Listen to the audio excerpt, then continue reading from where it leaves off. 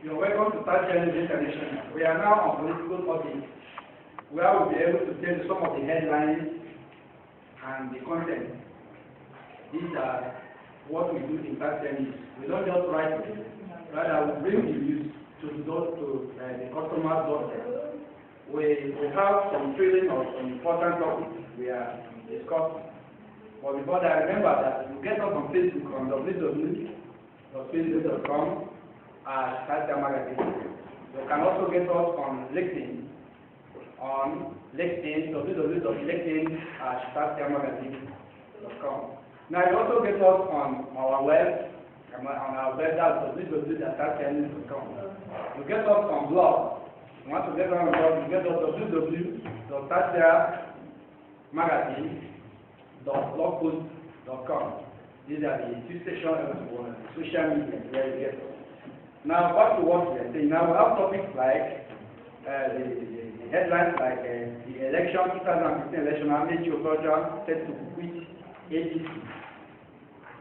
Today, we'll have some background gentlemen to discuss, because I will not discuss it on my left. I have Mr. Singh, and I also have on my right, I am Mr. Emmanuel.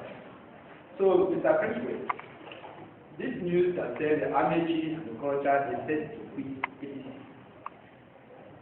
What do you think will be the possible things that will make them to quit? These are the political leaders. Now they want to quit. Well, the issue of Amechi and the Okorocha wanting to quit APC is no longer new to us. We already know that these fellows actually politicians who are interested not in the affairs of the state, but their self-interest. But in a situation where the platform they are in is no longer going to establish their interest, there is bound for them to leave that place. But the implication this will have on APC will be very phenomenal. This I say because they are the leaders like in their party. And in fact, for Amechi is the reason why most Rivers Seconds are joining it. So when he leaves, APC will be a global shift. For Okorocha, he definitely went to APC because he said that he was then, and that it is only APC that can guarantee Igbo presidency. So, since he has seen that APC does not have any hope in achieving that, I don't see any reason why you should run that platform to go to maybe a better pattern. Okay, there's another, if you read that there, you see there's another statement there that says that he himself, the Okorocha, have the mandate to be the president himself. And now it appears that the ball is no more on his court because we know from the information going around there that Buhari himself and Tinubu as you know, being the seat for the presidency and the vice presidency case. So, my brother, how do you really think that he actually was there for the position of the president himself and the presidential ticket? Yes, you see in Nigeria today, since the session of the democratic dispensation from 1999, we have had policies and democracy with that ideology, where the leaders of the country or leaders of our political parties are interested in their selfish living, without putting the interest of the masses, interest of the state into consideration. So, before we even after our question, I want to ask ourselves what really made them to come together and form this new political merger, which have paraded themselves as the highest position party in Africa. You see that they are only interested in wresting power from the ruling party, the PDP. So it's just like we have a bit of the same fellow, because of the country we find ourselves, they do not define from onset the individual interest. Their only interest is to wrestle power from PDP. Now they have considered forming the party, it's called APC. Now, the major challenge is now is who gets the flag bearer to represent the party in next year's election. And as it stands now, it's like the chicken is coming home to rest, everything is becoming clearer. Those of them that have selfish interest, and now it is coming to play at the table, and they are, I think they are no more comfortable with some of the conditions that the investors have. Let me add to that. I think that by the definition of politics, we know that politics is who gets what, when, and how. Now, Richard had once contested as a presidential aspirant under PDP, where he failed woefully to link President Umaru Musa Yar'Adua to party primary. And so, having failed there, he felt that APC would give him a better platform to achieve his aim. But he forgot to outline these things before joining the party. And I think that is his greatest undoing. Now you have discovered that the situation is not going to be because the people in the APC, the leaders, are interested in fielding the likes of Buhari, who they are sure will give them more than 12 million votes like he did in 2011. And the Tinubu, who is a force in the West. It does not have choice than to leave such party and probably come back to the PDP. I am sure PDP is still interested in him. I think in the case of Okorocha, it's even a problem because the one thing about this sector, so to speak, is this. Because as they left their political party, you can see now that the other political heavyweights in the state, you see, also grasp the party. Just like what we have in Rivers State now. It will really be a difficult thing for the president, for the government to come back. It's not going to be as easy as it is. Another thing I want us to look at is this.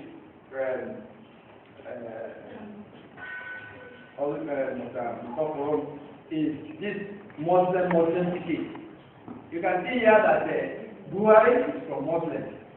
Tinubu is also from Muslim. How do you see it in the life of Nigerians? Are we going to see this marriage as a good marriage, or is it that some people are now saying that this is another brotherhood, Muslim brotherhood party in Nigeria? Do you see it like that? Okay, you see, the area we recognize as Nigeria is a multi-ethnic, multi-religious country. They cater for us. You know, in Western nations, in ideal democracy, you know, they don't consider religion, they don't consider ethnicity. Wherever anybody comes from, their interest is that whoever that is capable to deliver the dividends of democracy to the masses. But when you come to Nigeria, where every little thing there is a line of division all across the world, from Sokoto to Bayelsa, from Ondo to Enugu, there is division here and there. So in a situation whereby a party that wants to win election will not put religion into consideration and feed a Muslim. I think that party is saving for a Zulu, because Nigeria is not right here to feed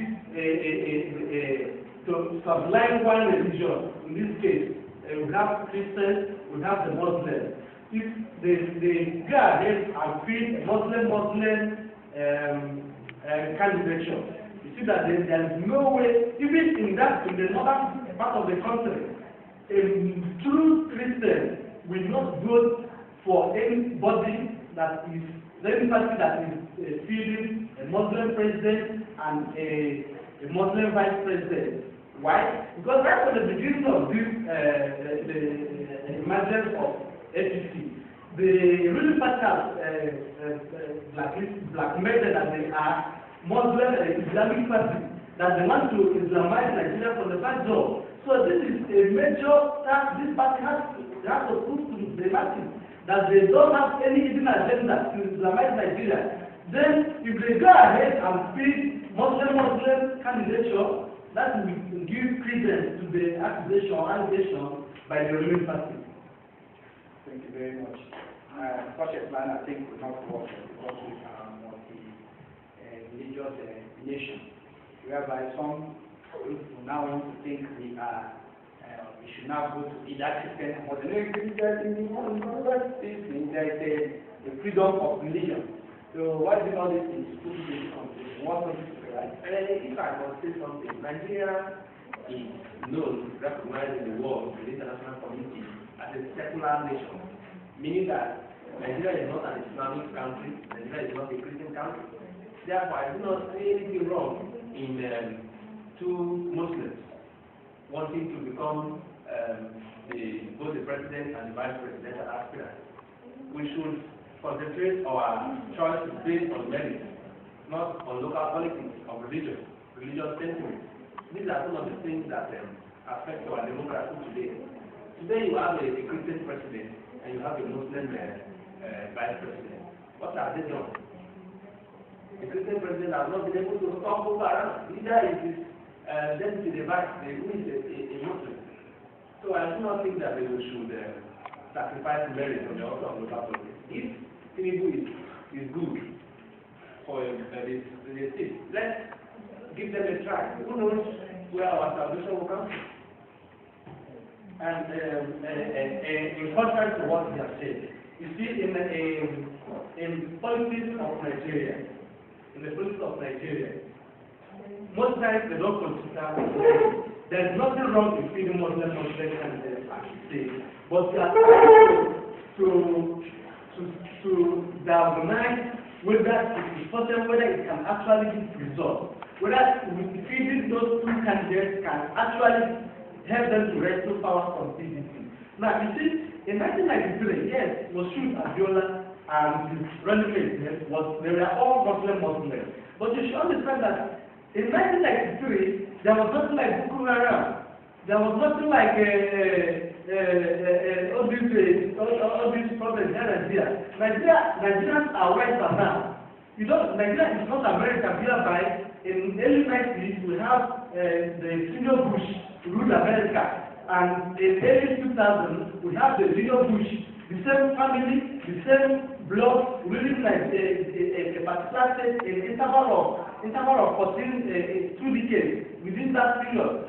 But in Nigeria, you see, right from the beginning of this gentleman's administration in 2011, there has been outcry here and there. The northern people, they want power to shift to the north. The southern people, they said no. Since we are the major people that are producing the resources that is keeping this country together, we must hold the power. You see, the southeasters, they are dragging, no, we should leave us to produce the next president. So these are things that will come to play in 2015 elections. Thank you very much. Let us let us quickly shift to a new topic. This topic is really a type that we have to recognize very well. Said Jonathan about new security measures. As of yesterday, we learned that there are bombing in Yanya area of Abuja, where about 51 persons. And here the news is saying that they are adopting new measures. What new measures? We agree that actually we are adopting new measures. I think that first of all, I will pray that God will accept the souls of those who must go to the land of the great beyond, even when they did not prepare for it.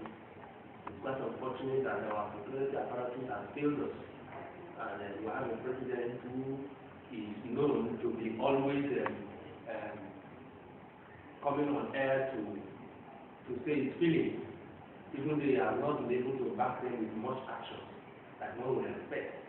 I feel that this government has failed us in terms of security, because given the objective of governance, if you look at the meaning of government and the essence of government is to safeguard life and property, this government has not been able to do anything in terms of that.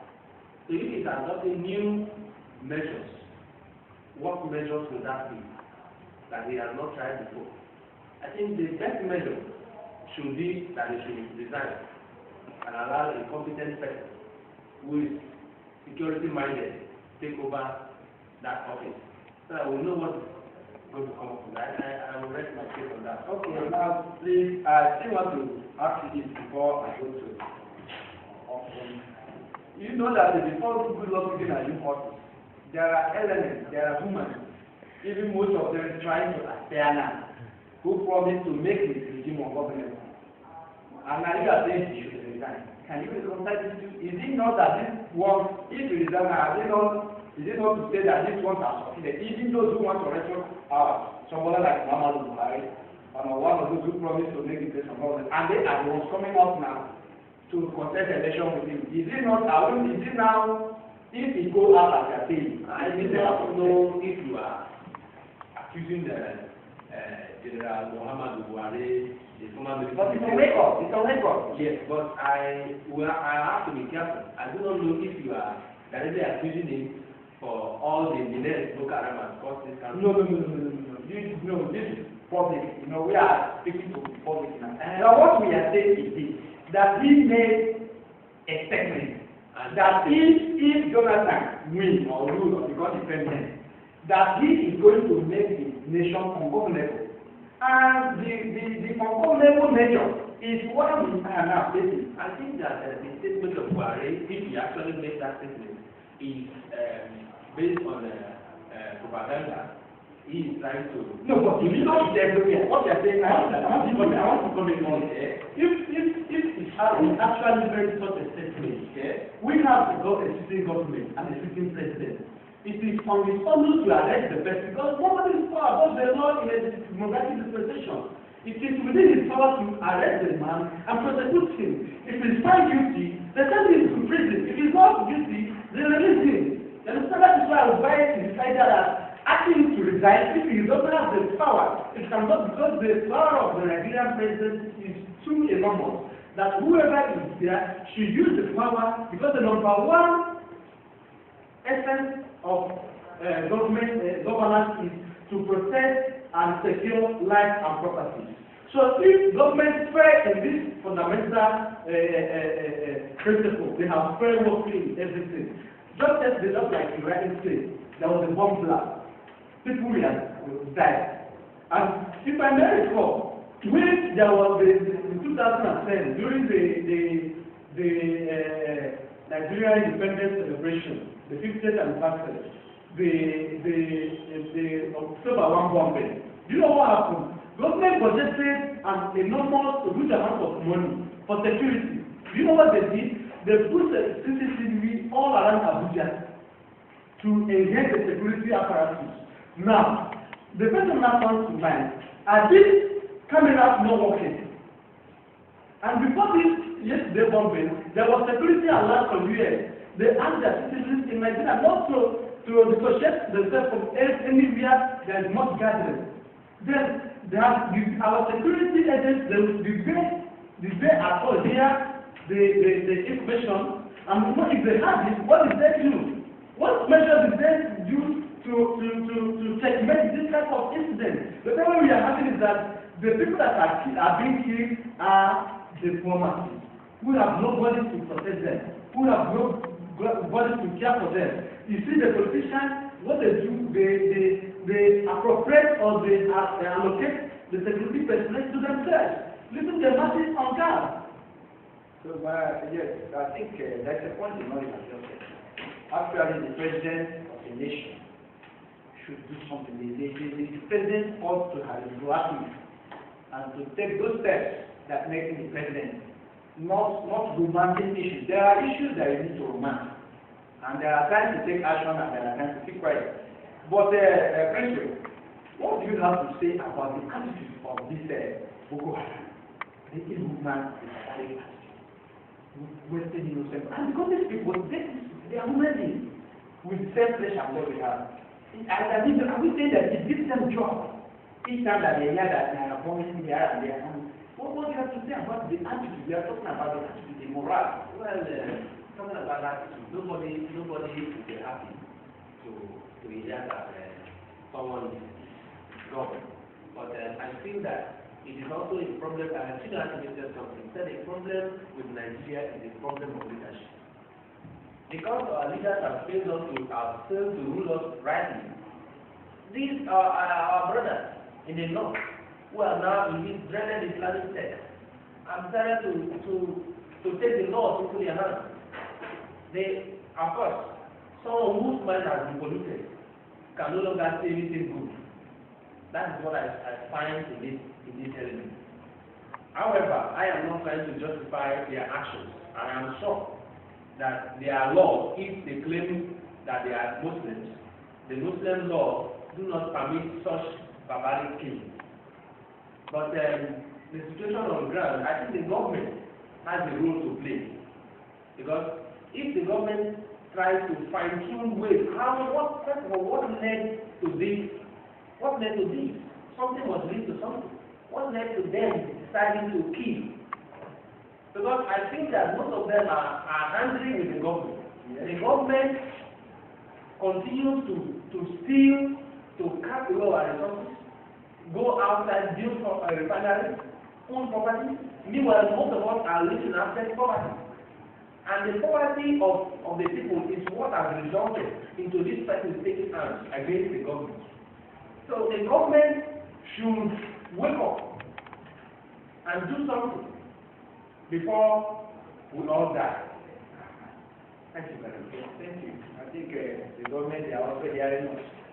They should do something because in the format of which we are involved, journalists move from here to here, you don't even know. I think people going in that area, if you are there to cover this or maybe you are going around with that journalists, you will also be affected. So for us to live in a state of anarchy in this country, I don't think it's a very good thing for us to Nigerians. So let us take this news. Before we leave this issue of Boko Haram, I still want to remind us that when the service chief, this new service chief you are sworn, the chief of defense staff, you know what he said? That Boko Haram ended in April. And here we are in April. And yesterday they struck again. So I love that. I don't know whether they have. Maybe this will be the last one. I don't know whether I can be the April or maybe June 17th. We don't know who next will be strike. Actually, really is happening. Okay, let's move on. So this one said that the North Central saved me from Amasis Plus. That's